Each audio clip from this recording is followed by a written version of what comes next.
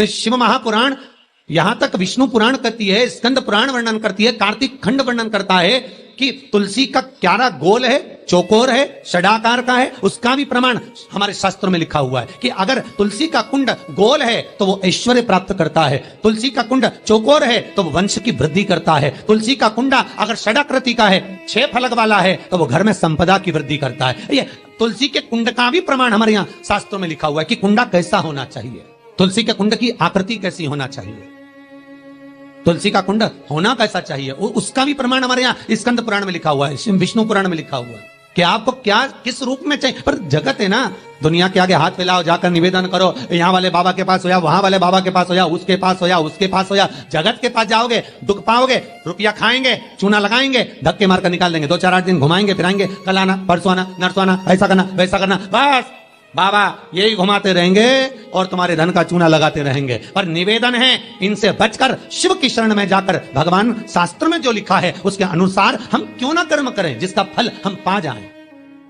हम क्यों ना ऐसा कर्म करें जिसके फल को हम पा सकें, हम क्यों भ्रमित हों। हमारे यहाँ तुलसी के कुंड का भी विधान है, गोल कुंडा है ऐश्वर्य देगा, चौकोर कुंडा है, आप लोग कई बार देखे होंगे किसी किसी के यहाँ चौकोर तुलसी का क्यारा होता है, कुंडा होता है, वो वंश बढ़ाता है, षडाकृति का है वो धन देता है, संपदा देता है। दोष हमारा है, हम तुलसी के कुंडे के नीचे शंकर जी को रख देते हैं, क्यों कि यहीं तुलसी जी को पानी चढ़ाएंगे, यहीं शंकर जी को चढ़ा देंगे, दोष है। तुलसी के कुंड के नीचे हम सर्पदेव को रख देते हैं, नाग देवता रख देते हैं, पानी चढ़ाएंगे, पात्री रख देते हैं, नहीं, उसका दोष हम सबको, स्वयं अगर गलती करते हैं तो स्वयं को हो। कैसा कुंड हो, 7 तरह के कुंडों का व्याख्यान तुलसी के रूप में कहा गया है हमारा।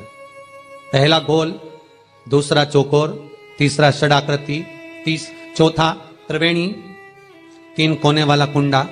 शास्त्र कहता है जिसके मार्ग घर में टुकड़े हो रहे हो, घर विभाजन की ओर हो रहा हो, तो 3 कोण का कुंडा घर में रखकर पूजा करने पर परिवार एक हो जाता है।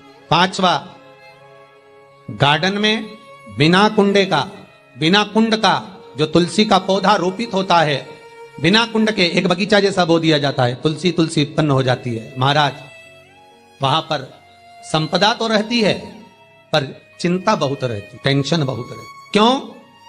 घर के दरवाजे के बाहर इतनी सारी बगीचे में तुलसा कर दी, कोई निकल कर जा रहा था उसने थूक दिया, कोई निकल कर जा रहा था उसने पानी डाल दिया, कोई स्वान ने, कुत्ते ने, किसी ने, बिल्ली ने गंदगी कर दी, उसका दोष आपको लगेगा। इसलिए कुंड के अंदर तुलसा का, तो वो धन तो देगा, जो तुमने बगीचे में तुलसा लगाई है, गार्डन तुलसा का करा, वो धन तो देगा, संपदा भी देगा, पर चिंता को बढ़ा देगा। 5 महाराज। 6, तुलसी के कुंड को 3 धार पर लटका कर रखना। कई जगह पर आपने देखा होगा तुलसी का जो कुंडा होता है उसको 3 जो तार होते हैं, 3 जो चेन होती है उस पर लटकाया जाता है। महाराज विष्णु पुराण उसका भी व्याख्यान करती है। महाराज वहां व्यक्ति के कार्य उन्नति की सीढ़ी की ओर बढ़ जाते हैं। जैसे भोजन की थाली लग गई, भोजन तैयार हो गया, बस खाने बैठे हो और थाली खसक गई, समझ लेना कि तुलसी को अधर पर लटका कर रखा है। इसलिए कार्य तो हो रहे हैं, बनने वाले हैं, 4 दिन बाद ये काम होने वाला है, 8 दिन बाद ये काम होने वाला है, लग रहा है कि इसमें इतना फल मिलेगा, लग रहा है इस व्यापार को करेंगे तो इतना फायदा हो जाएगा, सब कुछ करा, लाखों रुपए लगा भी दिए, थाली मालूम पड़े खसक गई, अधर लटका है। 7 क्रम है तुलसी के, ये 6ठा क्रम बताया। तुलसी का 7वां क्रम, तुलसी का 7वां क्रम है महाराज, तुलसी का कुंडा जैसा घर के आंगन में है, तुलसी का कुंड जैसे घर के आंगन में विराज रहा है, ऐसा ही छोटा सा कुंड भगवान के लिए रोपित करें।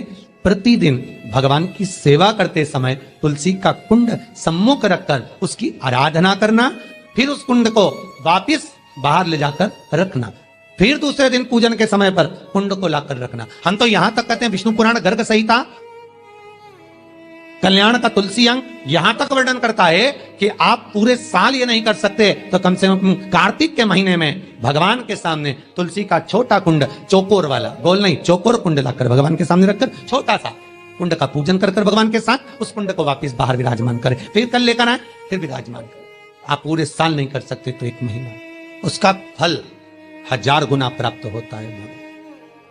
तो किस चीज के लिए कहा गया कि तुलसी का कुंडा एक बाहर हो एक घर के अंदर मंदिर के सामने पूजन के लिए रखा जाए तो कहते हैं उस घर में वैभव, सत्ता, संपदा, लक्ष्मी, समृद्धि, शांति की कभी कमी नहीं, कभी कमी, प्राप्ति सुख की, आनंद की। 7 तरह के कुंड, 7 तरह के तुलसी के रोग का वर्णन हमारे यहाँ विष्णु पुराण में किया गया। साथ आप किस भाव से कर रहे हैं ये आपके महाराज।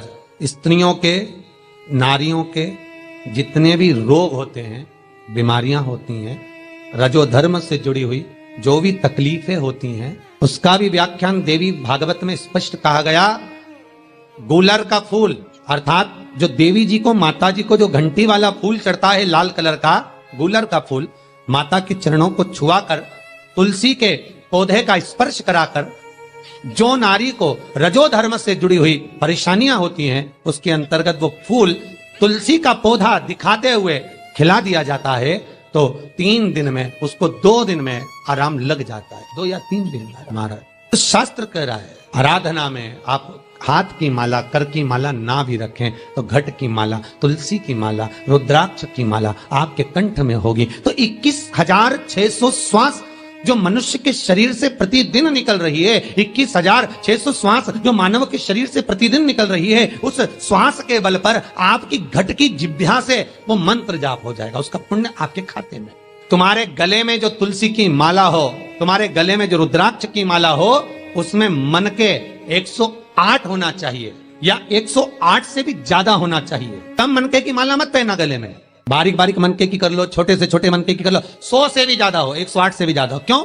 क्योंकि गले में अगर तुलसी की माला होगी, गले में रुद्राक्ष की माला होगी, भले तुम्हारे मुख से नाम ना निकले, भले तुम्हारे हाथ में करमाला ना आए, भले तुम भगवान का नाम जपो ना जपो, भले तुम भगवान को भोग लगाओ ना लगाओ, भले तुम तीर्थ जाओ ना जाओ, पर गले में अगर तुलसी की माला या रुद्राक्ष की माला तुम्हारे गले में है तो चिंता मत करना, तुम्हारी श्वास जितनी निकलेगी, 21,600 श्वास जो मनुष्य के शरीर से प्रतिदिन निकल रही है, वो 21,600 श्वास के मनके का फल तुम्हें रोज का प्राप्त हो जाएगा। बस ध्यान रखना, गले में मनका होना जरूरी है, गले में माला होना जरूरी है। भले रुद्राक्ष का एक मनका हो, भले तुलसी का एक मनका हो, पर गले में हो तो उसका फल मिलेगा, घटेगा नहीं।